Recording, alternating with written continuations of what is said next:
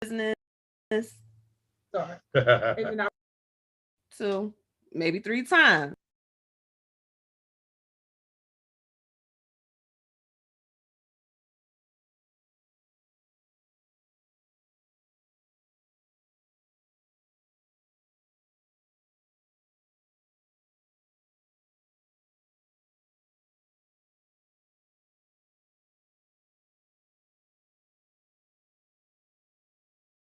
Your host, Ashley J. I am a wife, mother, and relationship coach and date coach.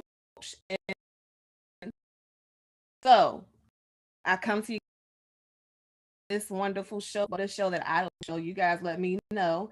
And we talk with different guests about their love experiences. And today is no different. I have my special guests, Tiffany and Keith Belvin. They are here to share their story about, forgiveness one, two, maybe three times.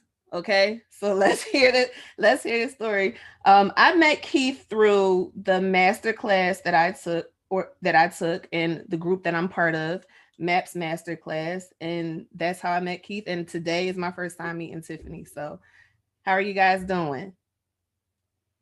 You're still muted. Lord, I'm breaking the Zoom rules already. Actually, we're doing good. That's a good thing, right? Yes. So, you want to tell us about your story? Tell us about your business. you can start, and then I'll correct you. Oh, thank you, Mrs. Belvin. No, actually, I am Keith K.L. Belvin, crisis specialist, author, educator, and what I do as a counselor as well, and who practices dealing with couples, relationships, singles. I work with women, normally between the ages of 35 and 70, because I am a former misogynistic whore. You go, yes, I am a man that was out here in these streets chasing panties. And that's the way I lived my life for quite some time. And it took me getting caught cheating a couple of times and having to figure out what that was going to look like to go forward, because my wife wasn't going to have it. And we were able to do that. And so now the reason why I chose women between those ages, because those were the ages that I used to prey upon when I was out here in these streets. Now I try to protect, educate, I try to help heal, and I try to create a way for couples to see themselves. And we've been together, what, 20, going on 21? 21 years. 21 Wow. years. We've been married going on 14 years. First 5 was rough. The next It year, wasn't that rough. for you, I don't know. Well, you know, it wasn't rough because you didn't know that I was out here doing whatever. And then it got rough. So yeah, the first 5 was kind of cool, and then that year and a half was rough. Yeah. So yeah, that first 5 was cool. The next 2, First 3 was cool. first 3, yeah, it took a while. See, that's the correction. And then we had to figure it out quickly. And then going into the 7th year, we pretty much got everything together. And you know, when everybody has a 7-year itch and folks are going out here to cheat, I'm actually going in the opposite direction. And we got married, and we've been happily married. This is actually my 2nd marriage, so I'm happily divorced and happily married at the same time. And you can be that way.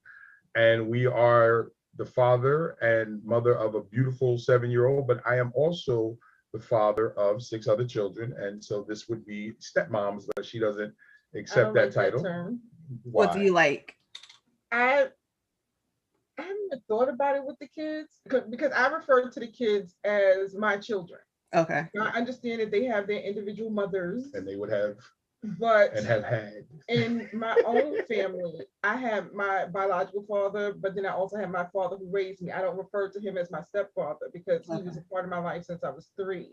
So that term step, I really don't embrace because they're my children.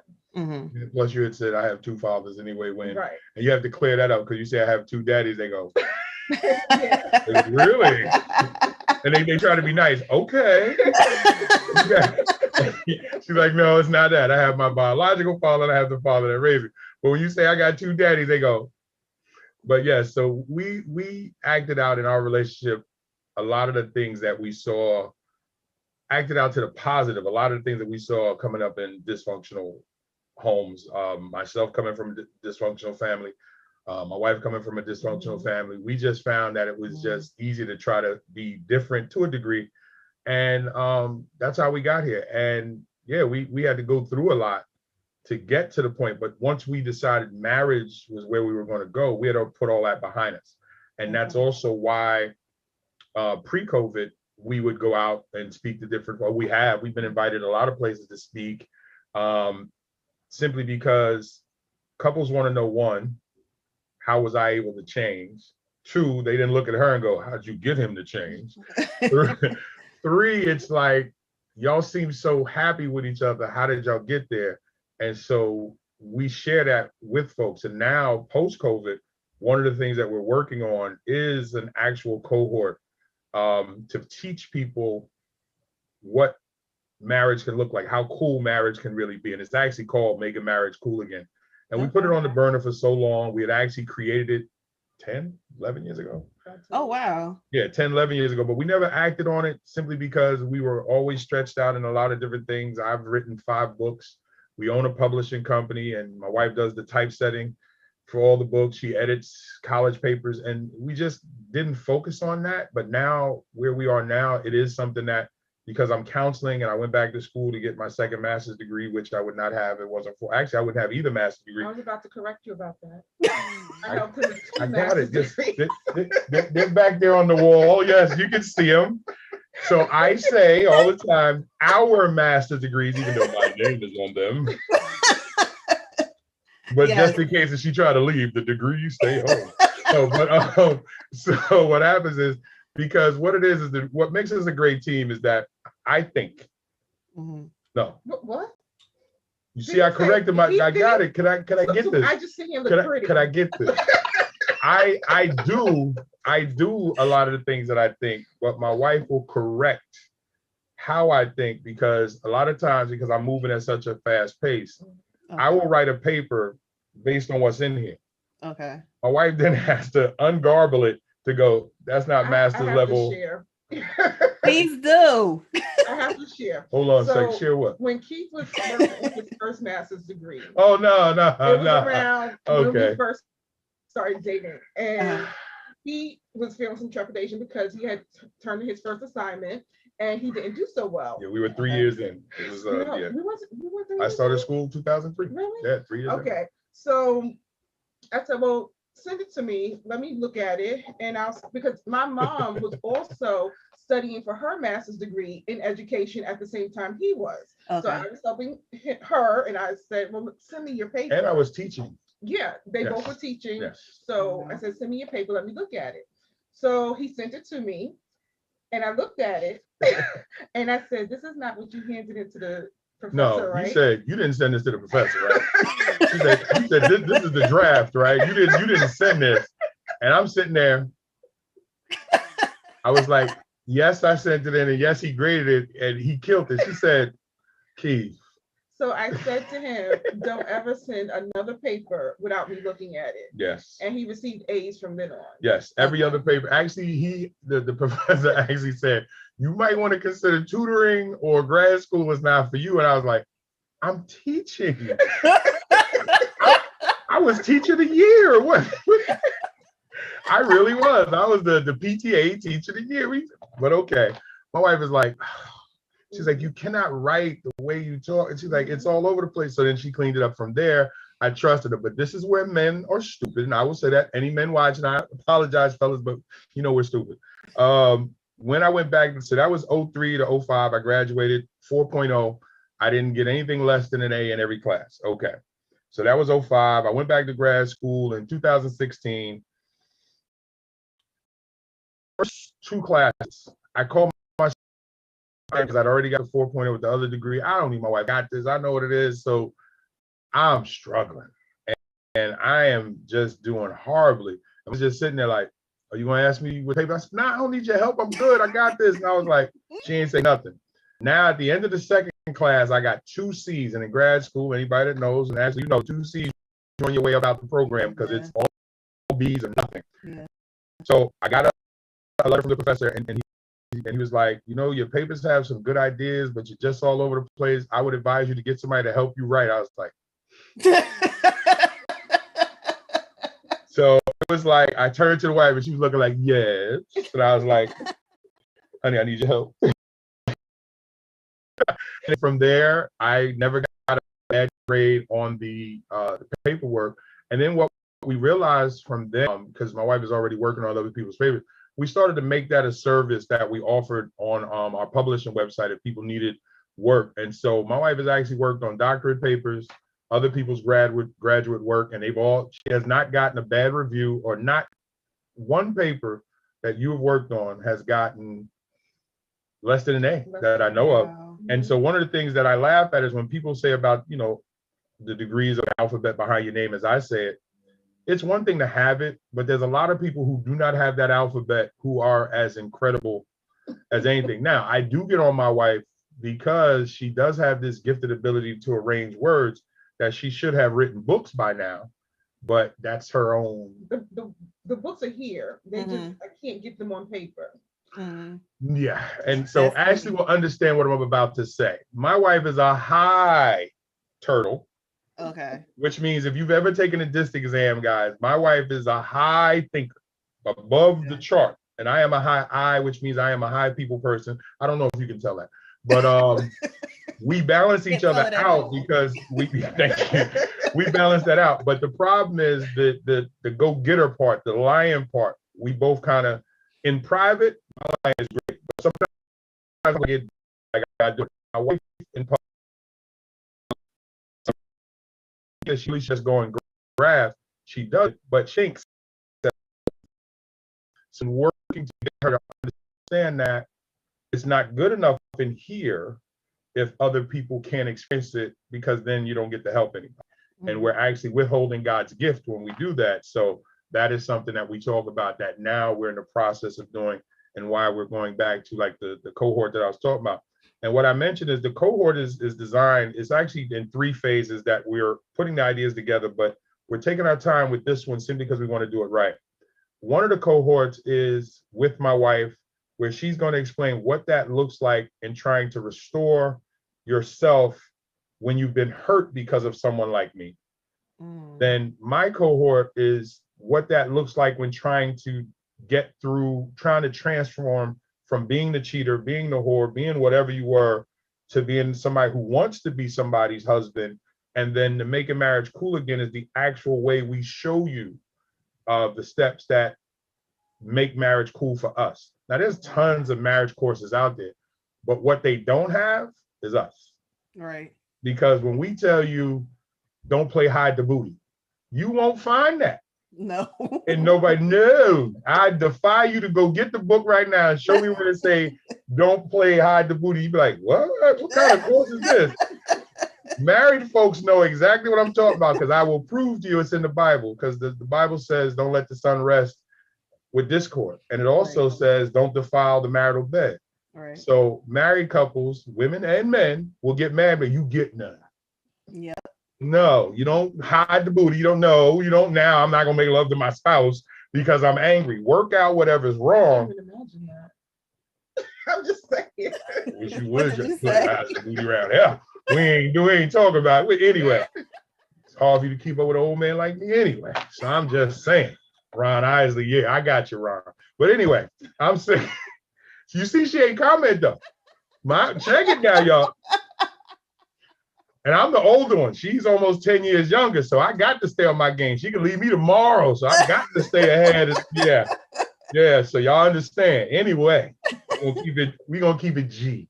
But I'm just saying, the reason why that's important is because we don't see that as an issue, because why? That actually can help solve the problem. Because it's very hard to be angry with your spouse and then be intimate.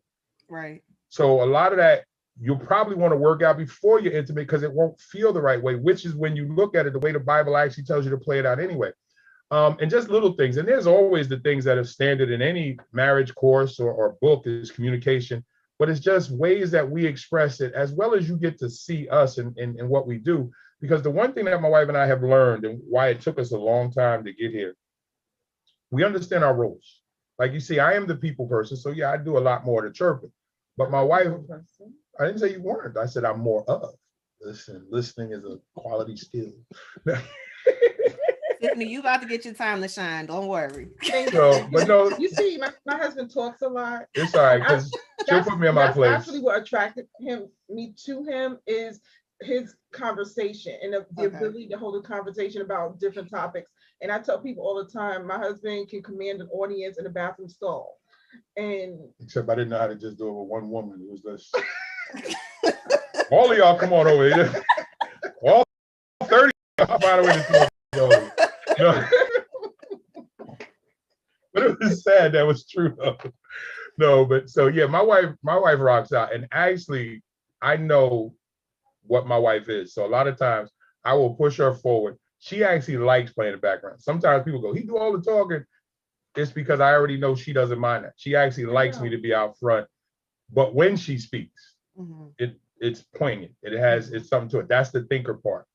And so what we do in sharing that is because we wanted to make sure, and I think that's where like working with our business coach has really come in, is I didn't know how to create the system that I thought would work.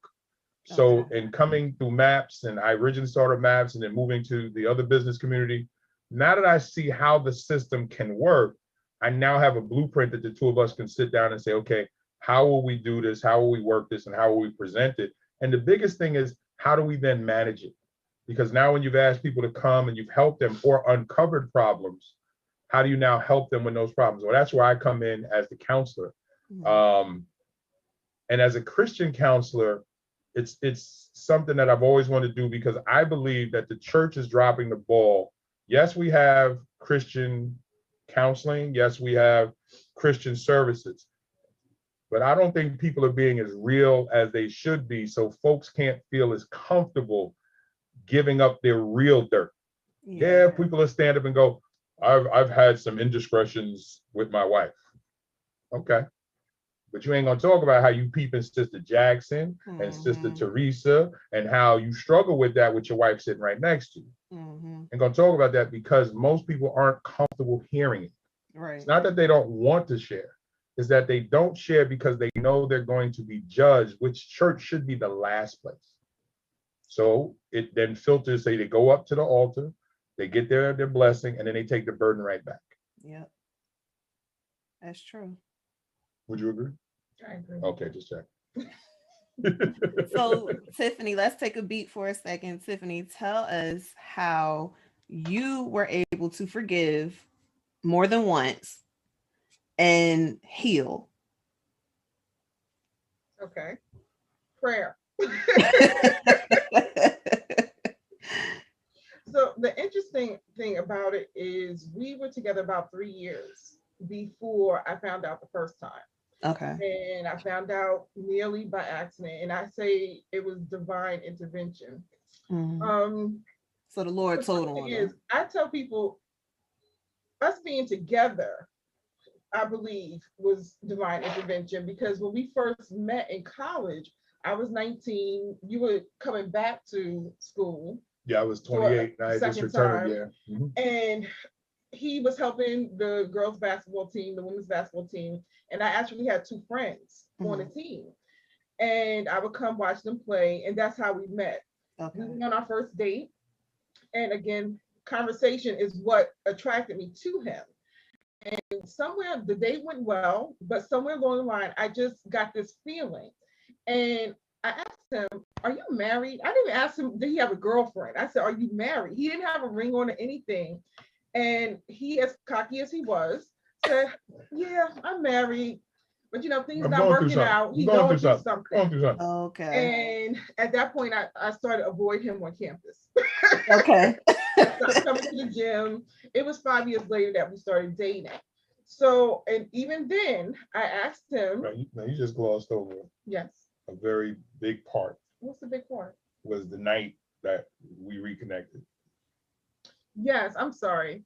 So the night that we reconnected, and again, divine intervention, I was coming home late, which wasn't my normal time to come home. I was on the bus and I was hungry.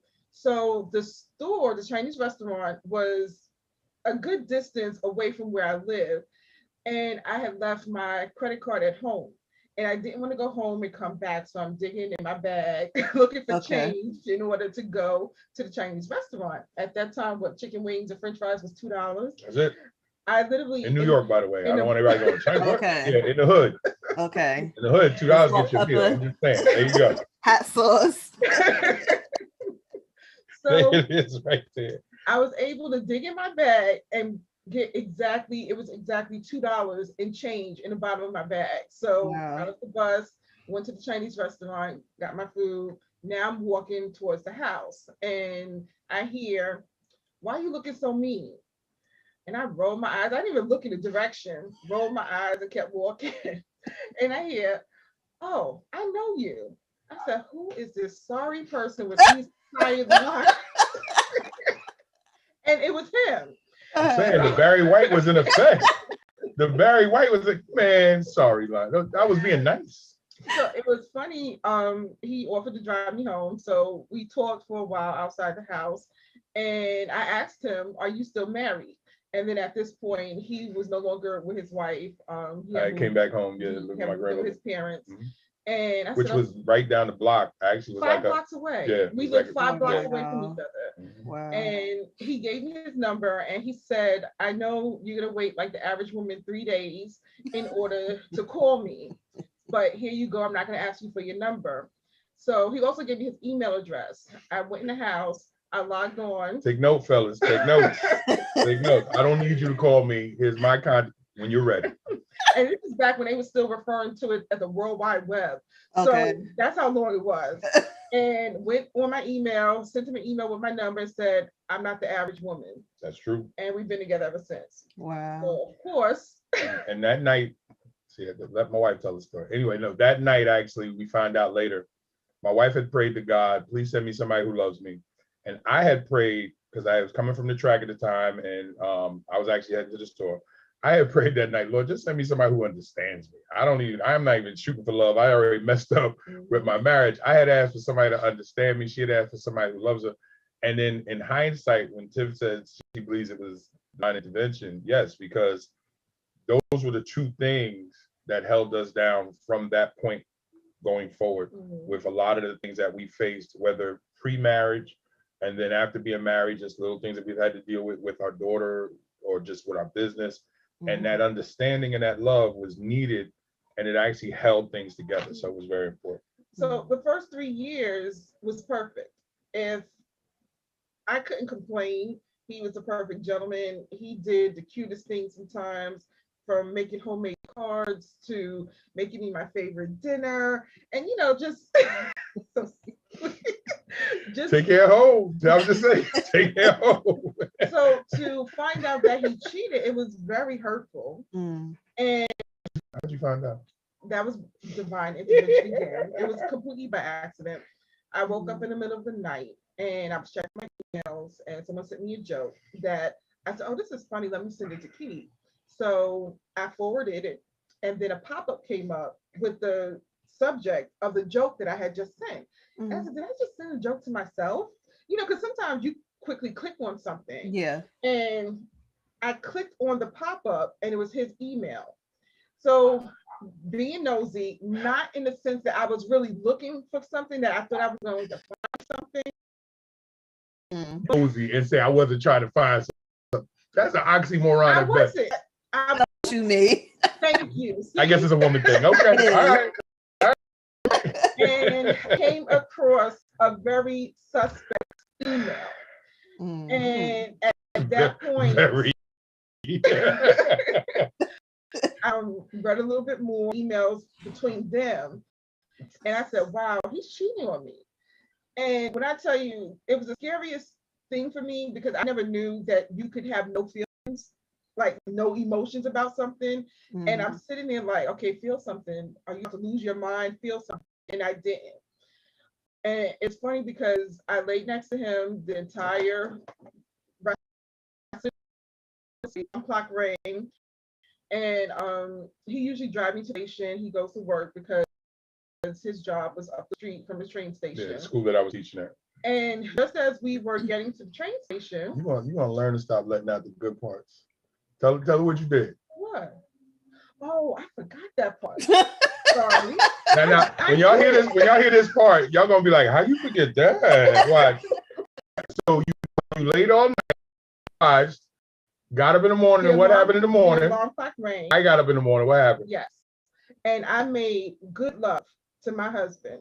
Good love. Set up love, yes. By the way. So, and he wasn't my husband at the time. I just want to say that. So, yes, yeah. What happened? You cut yourself? All right, go ahead and have a seat. We'll take care of it. Go ahead. That's how y'all know it's real. I'm sorry. 7 years old. Okay. Get on camera. She's like, I'm getting on camera. It's okay. I'm ready. She's like, look. I didn't even see it. Yeah, I saw it was a little scratch. It was all right. She just wanted to see what was going on film. So, made love to my husband. He goes in the shower. He's singing and everything. He's happy. Set up. So, get in the car. He drives me to the train station. On the way to the train station, I turn down the music. He just happy singing along. I said, how long have you been cheating on me? Ooh. And he's like, huh? And like every cheater, I'm not admitting to nothing. Ain't show no, I ain't no proof yet. We call it the Clinton moment. And he would not admit it. I said, don't insult me, because obviously I know. Let's talk. How long have you been cheating on me? I was like, I have no idea what you're talking about. Come on, baby, stop playing. So nobody cheating on you. I said, well, who's such and such? Mm-hmm. And why is she happy she's not pregnant? So at this point, I wanted to wreck the car. I kind of wanted to drive into the little. I was going to ask, did you come to a sudden stop? Or? All right. For the fellas that's watching, and for the ladies that's like, yeah, girl, yeah, calm down.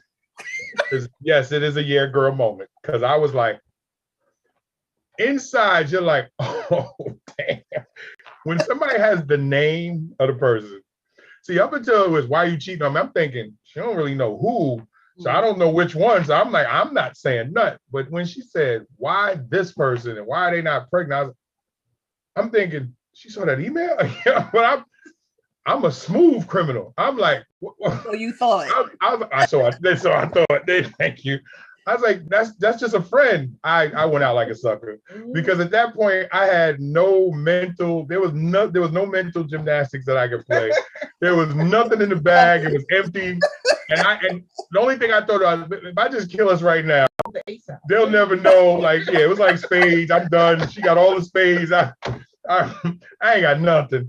I was like, but if I turn this car into this base and just hit this guardrail, we go over. I got a seatbelt on. You never know. But I was like, no. Literally at that point, I did like, I was kind of begging. And she wouldn't say a word to me. She wouldn't say nothing. And she did it smoothly too. Okay. She waited till we was about 3 minutes from the train station, which is right up the block from my school. And then she was like, and when you get to my house today, come get all your stuff. I don't have nothing to do with you. And I was like, when I get home, I don't want you there. Leave my keys with my mother. I was shook up. Because at that point, one, I had never gotten caught like that. Two, like most men, you don't realize it until now it's right there in your face. Now it's, oh man. And I remember when I drove down the block, I was so shook up. When I walked into the school, the assistant principal was like, Mr. B, you all right? I was like, no. I was like, no, I was in a bad way. And she said, tell you what, take the first 3 periods off. I'll rearrange your schedule. I was like, thank you. And my classroom was down in the basement. So my partner, my road dog, my man who know where all the bodies is, who out there just running the streets with me, he came downstairs. When he saw the look on my face, he said, dude, what's wrong? I was like, and I explained it to him. And this is when you know a man is really messed up. When his road dog sitting there at the desk said, damn, bro, I'm sorry, man. Like he did something like we got caught. He was just like, he was saying, and he even to this day, he said, I'd never see you like that, big dog. I didn't know what to do, man.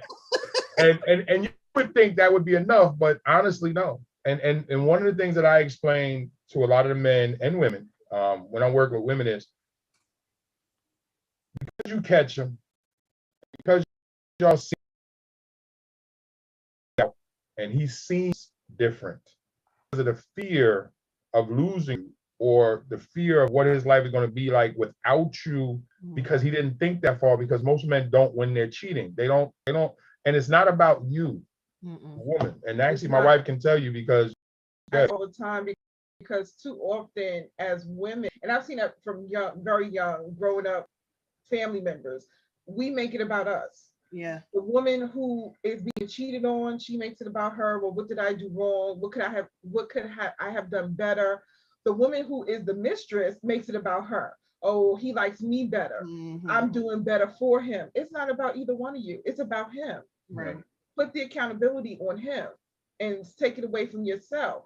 Because if he's going to cheat, then it's something that he's not coming to you with that y'all probably need to discuss. Mm-hmm. and it doesn't mean that there's anything lacking in the relationship, because there wasn't. As Tip told you, our 3 years was fantastic, because one of the things that I had learned, take care home, meaning make sure the wife is straight, because then she won't stress when she go out. Also, I had it in the back of my mind, I don't care where I was and what woman I was But I with. didn't stress anyway No, you because wasn't. I see you as an adult. Mhm. So, like when I hear women say, "I don't allow my man to," We I'm laugh like, at "What do that. you mean Allow. allow?"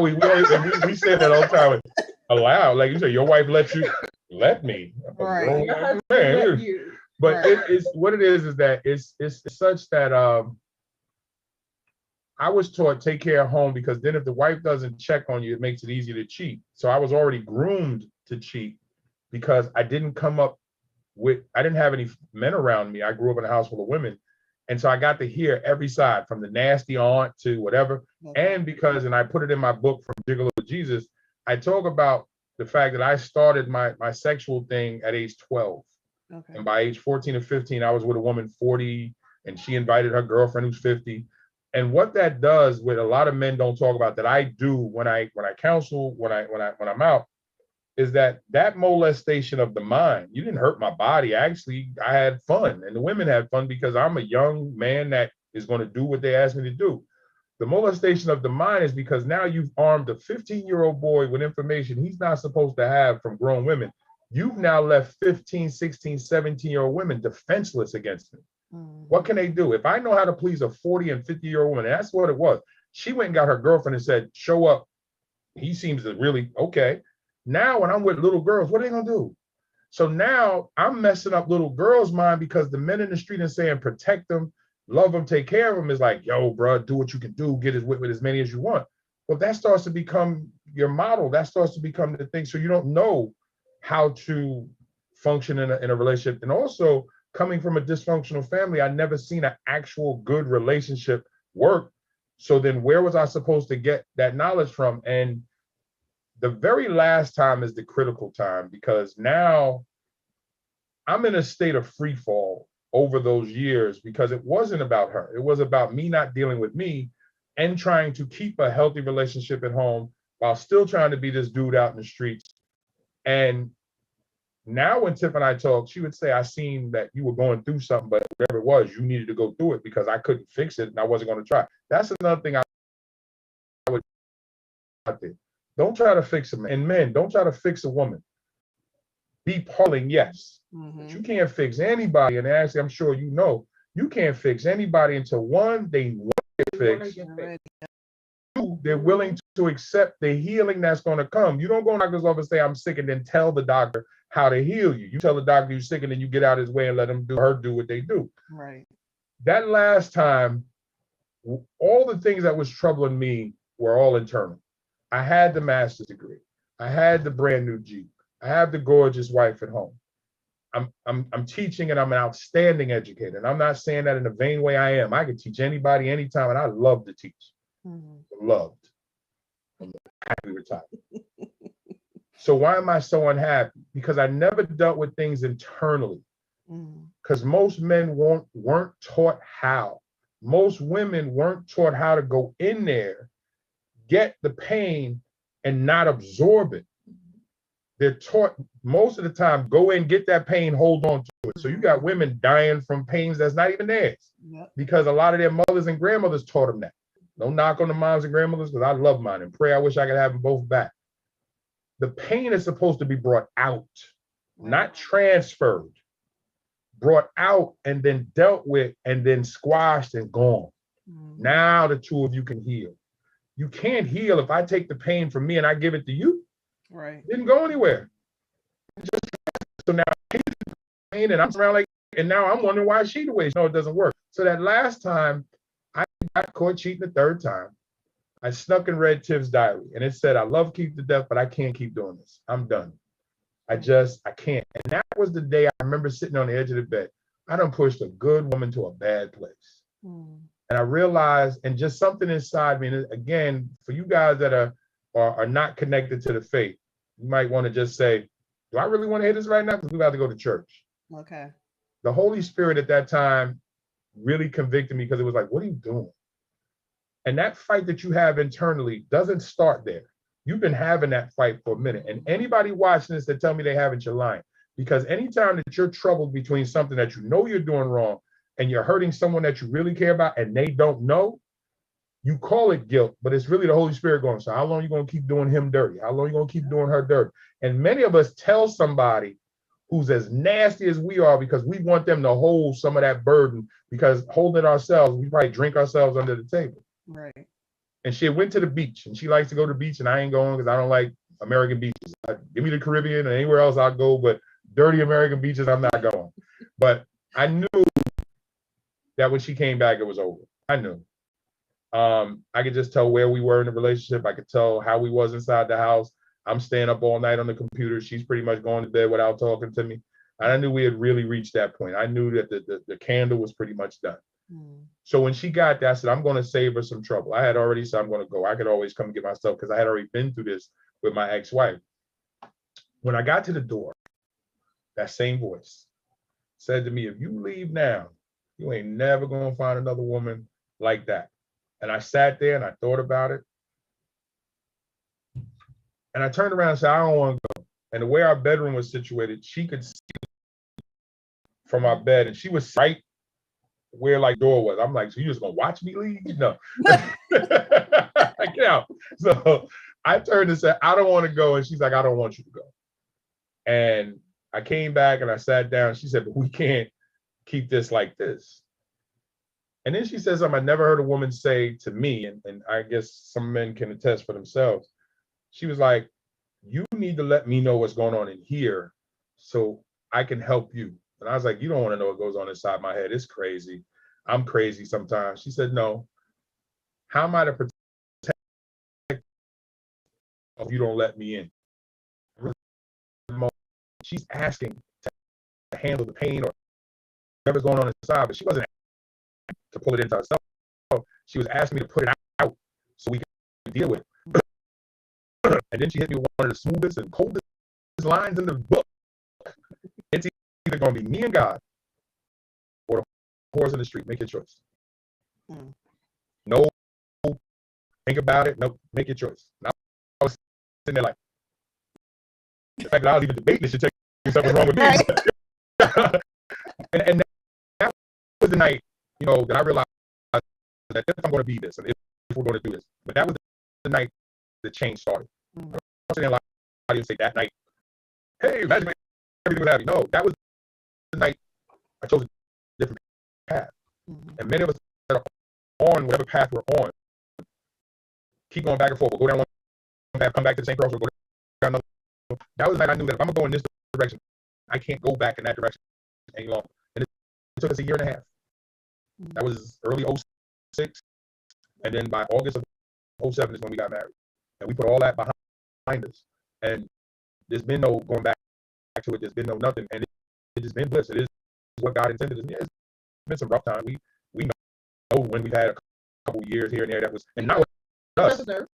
Yeah, not getting on each other, no, not getting on each other, no, not like that. But I mean, it's the regular. Yeah, but we don't let it. We don't have real arguments, and we don't let things go more than a day because the relationship is bigger than the problem. And so we're not going to mess up the relationship because of a problem. And the funny thing is, whenever one of us is wrong, like if I'm wrong, I'll sit in here in the office, try to figure out a way to get back in, and I might come rub her feet. If she's wrong, she'll stay in the bedroom, wait, and then she'll come to the door and she'll kiss me on my forehead and be like, you hungry? Or but I want to bed. I'm like, you ain't had to come all the way out the bedroom to come in here to my boy and tell me you going back to the bedroom. But I get it, and it's okay because I'm not going to now gloat like, no, it's okay, cool.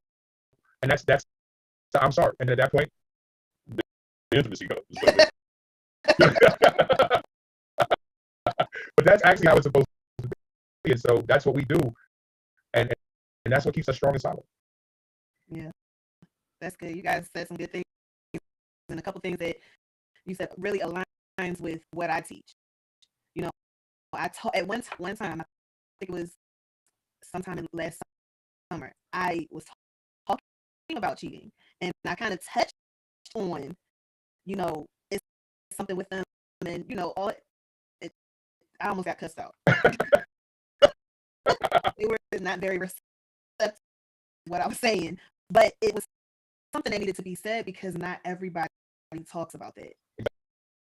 Not everybody goes into that type of detail, and even the pain aspect of it, taking on somebody else's pain. I want to say, because we're women, because you know we bear children, we tend to do that because that's the nurturing side of us. Amen. We tend to, you know, okay, let me make it better. Like my son, he'll I don't know, bump his head or something, and he'll be like, "Mommy, boo boo, kiss it." Like, okay, let me make it better. That's it. That's what we do. Exactly. So to learn a different behavior when it comes to our most intimate relationship, it can be hard for some women.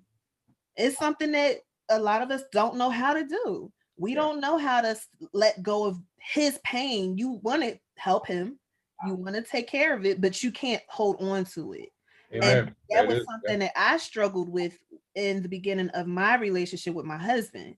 The pain that he was going through, I was holding on to it.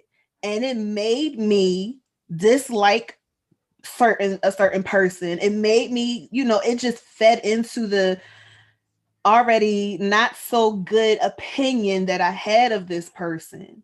Yeah. And I had to realize, you know what? I gotta let that go because I'm not giving her a chance to show who she really is. Yeah. I'm not giving her a chance for us to try to develop a relationship. I gotta let this go.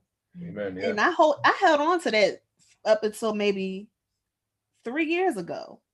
And I finally let it go then. It's tough. It's tough. It's tough. It really is. It's the honest part. I love that you said I had to realize it. And that's what I meant about can't nobody fix you but you. Tiff and I can't fix anyone. We can offer our experiences. We can offer our intellect, our knowledge, everything. But in the end, it comes down to, are you willing to take that step? One of the things that I say in my counseling sessions, I give the visual of, I want you to imagine a mountain, and I want us to both look up that mountain. Whatever we put at the goal at the top, we're going to agree on that. But you're going to carry the rock. I can't carry it for you, but here's what I can do.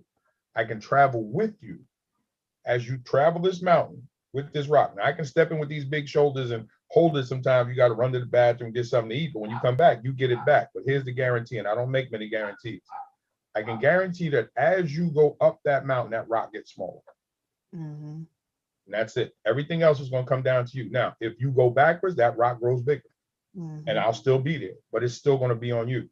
So whatever you want to do, if you show up, I show up, we'll tackle that rock. But at the end, I don't care if I'm working with women, children, or men, or couples. It's the same thing, because you have to carry your burden, and then you have to decide how you're going. That's why if you listen to scripture, when it says lay down your burden, most people don't know how to do that because they're fearful, because after a while, the burden becomes a part of them. Yes, absolutely. And you don't know how to function after you lay it down. Yeah, because you know what it is? Because one, fear. You're not sure what that's going to be without it. Two, you feel vulnerable like any wound. What if the next person does the same thing? Because am I really over it? But either way, this is where scripture plays the biggest role. When Jesus says, lay down your burden and take on my yoke is easy. What he's saying is, when you come to the word, I'll comfort you. If nothing else, and God says all the time, don't trust man, don't trust women, trust me. Because the same word you read, the same word I read is going to say and have the same meaning from the same God that we pray to. That's why when people start arguing about the Bible, I laugh and go, does it matter if we get the same effect from it? I don't care if a white man wrote it or a black man, I don't care who wrote it. In the end, I believe it's God breathed because it affects people in too many ways to be written by one person. And if all these men that you say wrote it, how come they didn't go on to write a whole slew of books and make millions and trillions of dollars to stop? Exactly. Exactly. So there you go. That was so good. Guys, if you have any questions or comments, go ahead and send them now. I'll read a couple of them. I guess everybody was so engrossed in the story. We don't have a whole lot of comments right now, but they will come in soon. You'll get one to be like, girl, I would have cut it loose. And you know what? You would have, because I wasn't designed for you. Yep. We say all the time is what works. And that's one thing we got to say this. I want to give this disclaimer. What worked for Tiff and I does not mean it'll work for anybody else. That's right. And it doesn't mean that God loves you any less. You may not be with the right person. I knew I was with the right person because I told Tiff back in 1995, yo, that's my little diamond in the rough. Someday me and you gonna be together. Then you can go wherever you want. I'm gonna get you. Now, I ain't staying in a stalker way. That sounds a little creepy, but especially when you're 10 years older and you like, this nasty old man. But I knew then, and I said that to a friend. I said, yo, me and Tiff, and the crazy thing is, I when I introduced myself to her, I was insulting her because I was like, you know, you kind of cute, but why you walk around the school like a bum? You poor? Why was I poor? And why was I poor? Go ahead, explain. Because she said I own a house, and I was like, you. I said, how old are you? She said 19. I said, you don't own a house. She said, no, I own a house, and I take all of my money from work and put it into my house. I was like, so that's why you walk around here like a bum? I said, because you know we clean you up. That's exactly what he said. If we clean you up, you look real good around here. He trying to kick it. Talk about if we clean you up. I was arrogant. I was ultra arrogant in college. Oh my! I would have been like, let me tell you something. Thank you. Exactly. Oh my gosh! Yeah, I was on arrogance on steroids. Wow. Yeah, so that's it. Talked to me like that before, and I was like, okay, I'm gonna leave you standing where you are. You can talk to me. Exactly. But we say that because some people will automatically say, well, if they could make it, we can make it. No. And I'm going to tell you why social media has made that worse. Yes. Because now you see all these couples that you start to compare yourself to, yes. and you actually forget who you are. They called us at one point the Obamas of the hood. Because of the way we carried ourselves. It was cute, but at the end of the day, what we realize is that that's how they see Michelle and Barack. You don't even know them. You don't know Jada and Will. You don't know any of the couples. You don't know and what's the word, Russell and Sierra. Yeah. You don't know any of these folks. You know what they show you. And anybody that's in business knows you can pay a branding person to make you look anyway. So that's why when you hear about the divorce or you hear about the separations or you hear about the babies that pop up somewhere else and you go, oh my God, how could he do that to her? Because you don't know what they had. Nope. So I don't trouble myself with it. What we do is just simply be us. And the one thing that I can tell you, and my wife will back me up, when we're out, we're the same way. And people literally, when we're at book events and other places, will literally come over and go, how long y'all been married? I think we've 2 years, 3 years, 4 years. And we're not even married yet. And we're like this now, we're still the same way. Like when we're together, yeah, I'm gonna always be the life of the party type thing. But when you can see what we have, it's not something that we gotta hide. The love is real and it draws people in. And then I remember we were at an event and someone came over. They said, you've been laughing all day with each other. And even one of our friends, when we used to bowl, unfortunately, he passed away. He said to us one time, he said, y'all must don't have nothing to talk about at home because y'all always talking. We don't need y'all. We got each other. That's why you sitting there. That's why you so, why you bowling? Because you ain't got no woman. You see, I'm quite happy.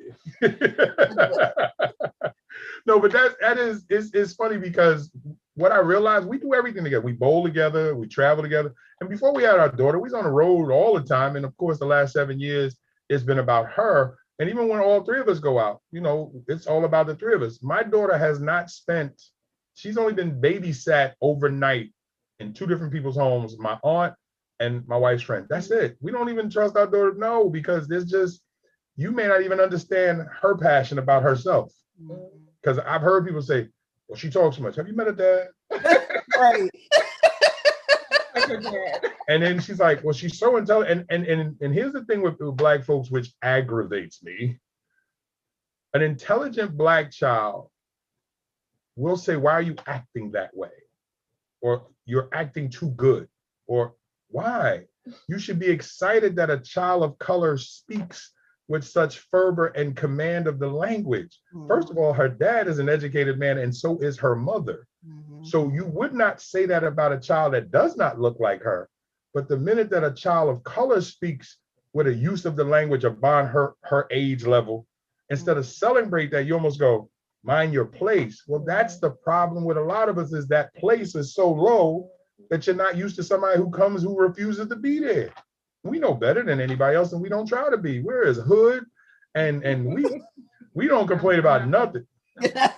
I'm sorry, where are you from? Me? I'm from Brooklyn. With Brooklyn, but no, where in Brooklyn? Brownsville. Where in Brownsville? Howard houses? Those are projects, correct? Yes. I don't think you're just checking. Actually, I'm laughing. I'm from 40. Geography. Yeah.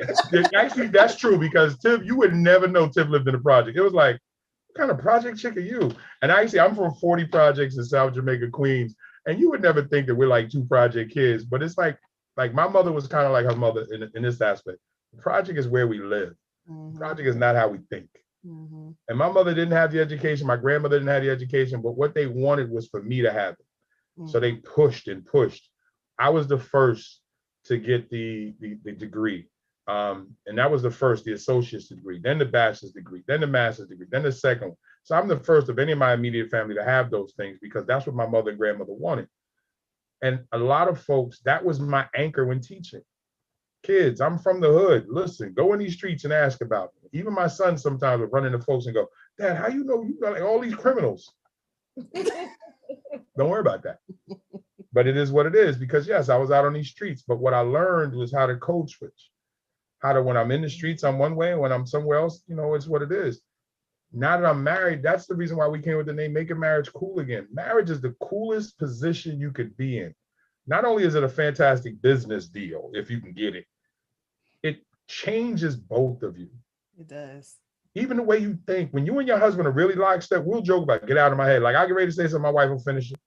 My wife know what I'm thinking. I know what she's thinking. And sometimes I say, honey, you hungry? And she'll go, how you know? I go, all right, I knew. Come on, let's go. Whatever it is. And then another thing too is all the other facades disappear. You ain't worried about how certain things look. You ain't worried about trying to get the hottest this, the hottest that. You just making sure is the house good? Is my daughter good? Is my husband good? Is my wife good? Are we healthy? Oh, we healthy. We eating over here. But anyway, I'm just saying. But you don't worry about that either. Because again, you want to make sure, of course, you're medically fine, but there's just certain things. And it's funny because real country folk, when they see a woman swell up a little bit and they see a dude swell, they go, that's good living. And when you go to other countries, they celebrate big folks. In this country, we want to shame and make people feel bad, when in actually other countries, when they see a thick man or woman in a good marriage, oh, they celebrate them. Somehow we got that twisted. We got to bring that back. Marriage is cool. Yeah. And if we would teach our kids that from the beginning, maybe some of the stuff they watch on TV wouldn't have as much effect that it does, but you know, not enough saying it. You know, I mean, I love having you guys on my show. I really, really do. You guys are awesome guests. Thank you. I really love having you guys on here. To your comment about why Black people always kind of downplay or want to downplay a child that is intelligent. My aunt said, why are you acting white? Which yeah, well, I was trying to be politically correct because I don't know your audience. I didn't want to offend nobody. No, you can say this is not that show. I don't want somebody writing a letter. You know, I didn't really appreciate your racial comment because you know there was some people. I got you. That's what I faced that when I was growing up. Yeah. So you speak too well. Yeah. Like Keith, why do you sound white? Right. Those 4 degrees have me sound like an educated Negro. I don't understand why you're upset, but okay, feel good. Whatever. Yes. And even when I was younger, Uh-huh. I would get that. I would get one. I will never forget this one time. I was in junior high, and my father, he is a pastor, and he had an all white congregation.